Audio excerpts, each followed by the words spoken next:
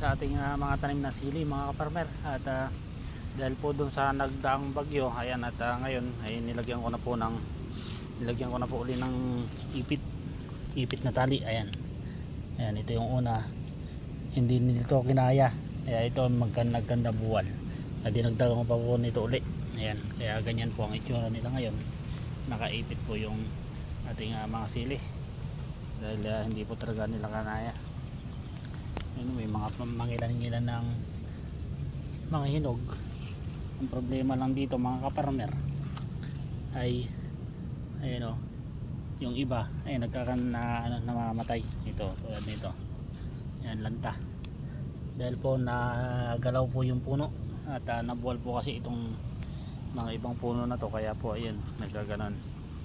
Pero ito kunti lang naman po yung mga nasira o na napiktuhan, kaya ito, at paparating na naman yung bagyo, kaya ginawa ko ganito na naman. Ang ginawa ko, dinagdagan ko po ng tali para kung sakali man na lumakas yung hangin ay hindi po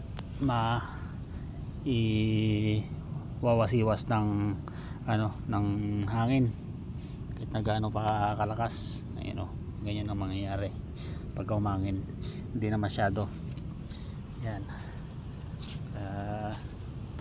hirap lang talaga ng isang buhay ng magsasaka dahil ganito. Ito, tong isa lantanaw, dami pa naman nilang mga bunga. Yun pa, lanta rin, dalawang puno, dami din pala, napakarami rin parang nalalanta. Hindi pa po natin ito sigurado dahil kapag umaraw ay doon po natin makikita na kung marami yung mga nalanta.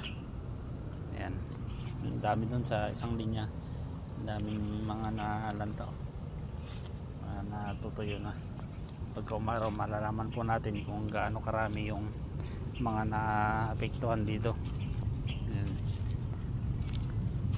nakakapanghina lang dahil ganito ang nangyayari sa ating mga tanim. Pero wala po tayong magagawa dahil yan po ay dala po ng kalikasan, kaya laban lang mga ka-farmer.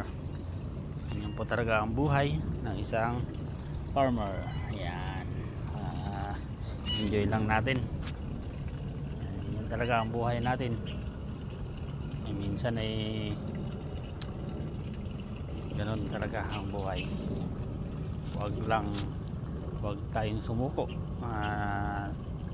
laban lang. So, maraming salamat na naman pong muli mga farmer. Hanggang dito na lamang po ang inyong Kaimas, Agri Kaimas Vlog. Yan, hanggang sa muli, at sana po ipatuloy na subaybayan at suportahan Agri Kaimas Vlog na nagsasabing masaya ang buhay pag may mga tanim na gulay.